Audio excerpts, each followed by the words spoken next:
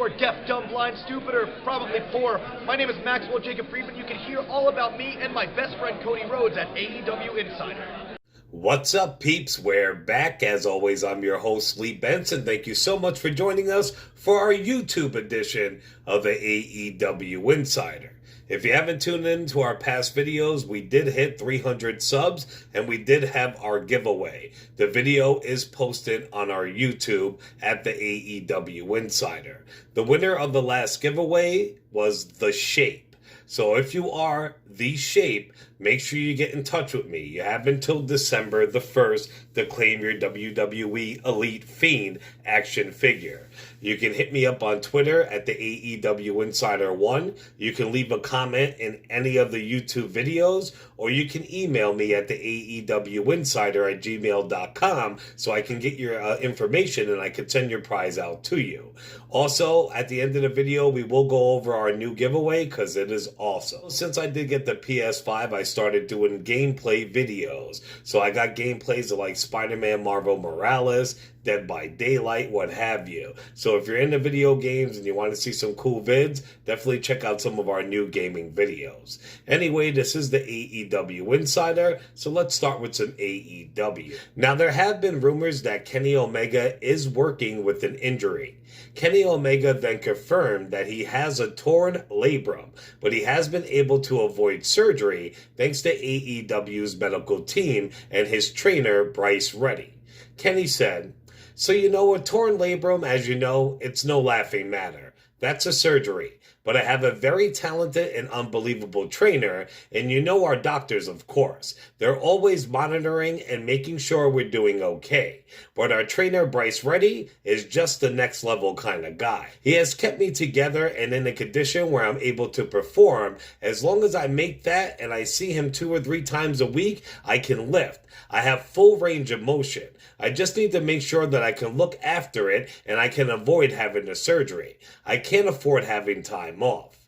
Omega then said, if things get worse, of course, that's an option I'll have to consider. But he is not having surgery as of right now. He is able to go to the trainers and say, hey, patch me up. Kenny Omega also touched on wrestling in Florida's hot weather and inside an AEW ring. Omega said, "No one who watches our show realizes that these guys are in 100-degree weather. It's damp, it's moist, the ring canvas is slippery. The ring is so bouncy in comparison to what I'm used to in New Japan, where it's like running in quicksand. I'm telling you, it's the most destructive environment that I've ever been in professional wrestling. Yeah, you're going out there for less time in general. I'm doing 15 minutes or 20 minutes rather than 30 or 40, but these performances are killing me." On to WWE. Well, Survivor Series is tomorrow, November 22nd. This is the current full card and my predictions for the pay-per-view. WWE has announced a dual brand battle royal for the Survivor Series kickoff show, where Raw and SmackDown superstars will clash in a dual brand battle royal on the Survivor Series kickoff show. Who will step up for the red and blue brands to send the night's first message? Don't miss the Survivor Series kickoff show at 6 p.m. Eastern Time on YouTube, Facebook, Twitter, Twitch, TikTok, and of course the award-winning WWE Network. Also, sometime in the show, we know they're going to hold The Undertaker's final farewell. This should be really good. I mean, WWE could F it up, but I pray they do not do that for the dead man. This man gave his body and his life for the biz and deserves a nice farewell done correctly. Or it all could be just a huge setup for actually something else. Well, we do have Bobby Lashley, who is the United States WWE Champion, against their Intercontinental Champion, Sami Zayn.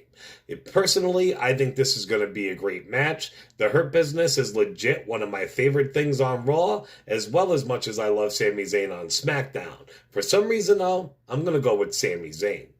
We do have the New Day, who are the Raw Tag Team Champs, against the SmackDown Tag Team Champions, the Street Profits. Now, I want the Street Profits to win, but we know that the New Day is the golden tag and three-way team of the WWE.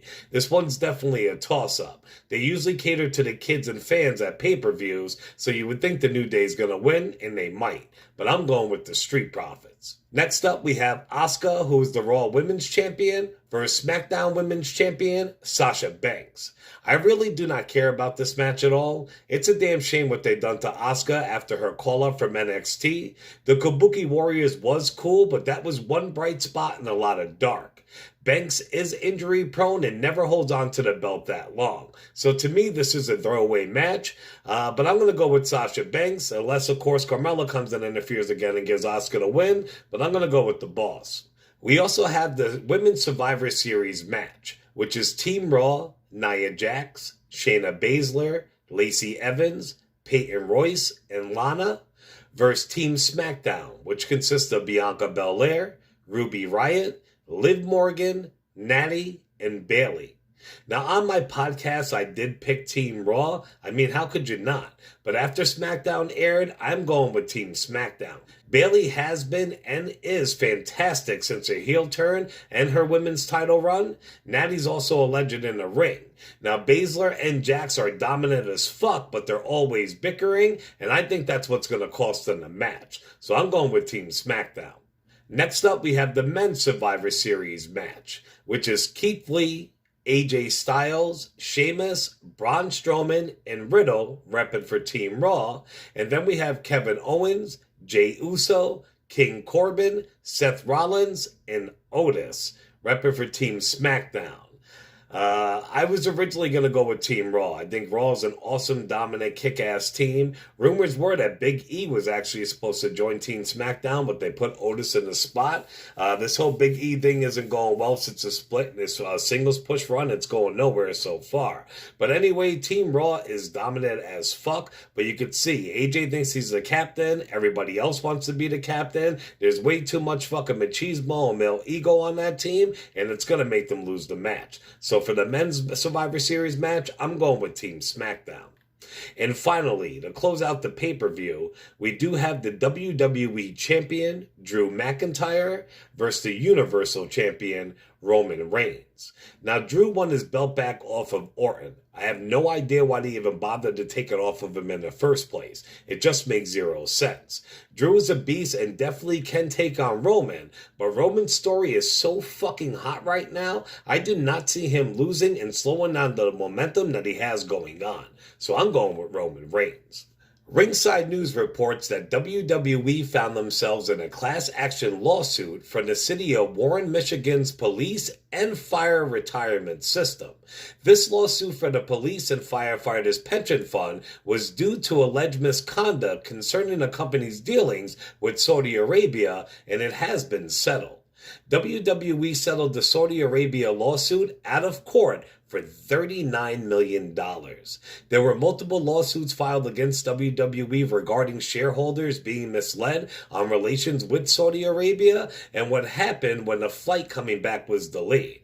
Well, WWE chose to settle out of court and handed over $39 million of that Saudi blood money.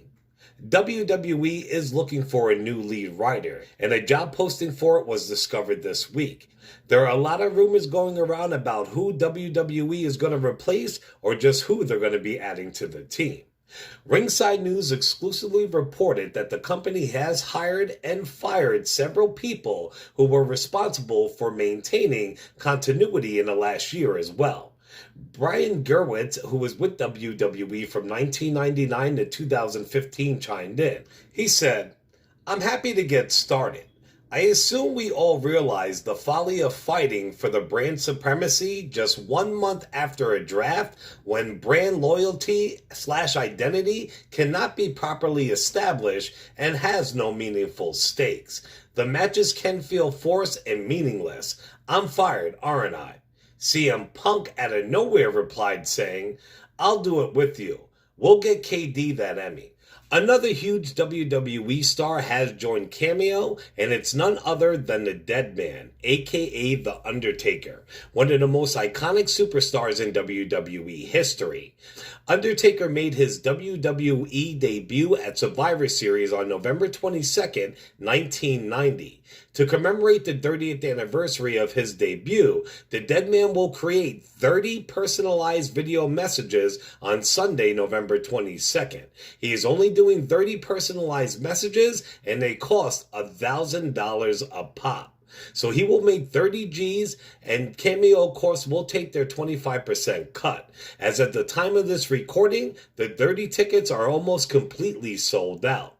Also, Undertaker, WWE, and Snoop Dogg did a collaboration of merchandise. It's like the Dead Man and Snoop Dogg clothing and all this other shit.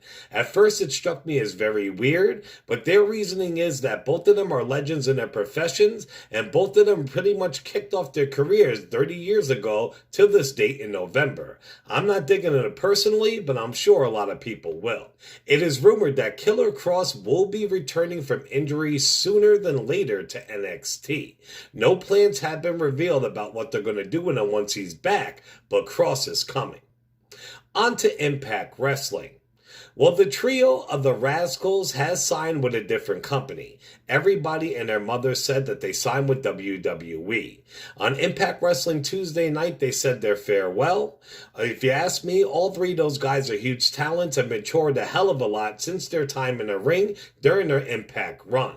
I'm just sorry what I think WWE is going to do with them. They're going to hold them down, they'll spotlight them for a little bit, then bury them, and they're probably going to split them up. I would love to see them as a trio in NXT, taking on other trio or factions as well, but we're going to have to see what they're going to do. On to some random wrestling news. Well, John Cena is the new host of the TV show Wipeout. They brought it to a new network and they revamped the whole thing. Unfortunately, a contestant on the show has died during the filming for it. Tragically, it has been reported that during the filming on Wednesday, November 18th, a contestant began suffering chest pains after completing the course. Despite on-site paramedics using a defibrillator, the contestant, who has undergone medical exam before participating, passed away at the hospital. TBS would tell TMZ.com that we are devastated to have learned of his passing. Our deepest sympathy goes out to the family. Production company and the mall Shine North America would go to say, we offer our heartfelt condolences to the family and our thoughts are with them at this time. That's pretty crazy shit if you ask me, peeps. And finally, the famous ECW arena could be closing its doors for good. It's only been running at about 25% capacity due to the COVID-19 crisis, so the owner started a GoFundMe. At first they were asking for $100,000, but they dropped that down to $75,000. Last time I checked, there were less than 50 donors and they only raised about $4,000, which is very far away from the $75,000 that they're looking to get. Let's pray that they keep the venue open. That place is awesome and has tons of history behind those walls. All right, peeps. Well, that's it for this show. Remember, The Shape. Please contact me so you can get your WWE Elite Fiend action figure. Now, I made our next giveaway a little bit easier. Once we hit 500 subs, I will be giving away a Ringside Collectibles exclusive WWE Elite Bray Wyatt Firefly Funhouse figure. This thing is awesome. He's dressed in his Firefly Funhouse gear. He's got his hand puppets like Ramblin' Rabbit, the evil Vince McMahon, Sister Abigail. If you're a fan of Bray Wyatt and a Firefly Funhouse, this is must have. And I'm pretty sure there were only like 4,000 of them made, so if you hang on to it, it's going to be worth some dough. The way you can win it is to stay right here on YouTube. You have to be a subscriber. If you haven't done that, do that now. Besides being a subscriber, pick any video, including this one, like, share, and comment. So subscribe to our YouTube at the AEW Insider, like, share, and comment on any video, and when we hit 500 subs, we will be doing a drawing for that awesome Elite Bray Wyatt Firefly Funhouse action figure. Remember to show us some love on all major podcasting platforms, also on Facebook and YouTube under the AEW Insider, and on Twitter under the AEW Insider 1, as in the number 1. I'll talk to you peeps soon. Ciao.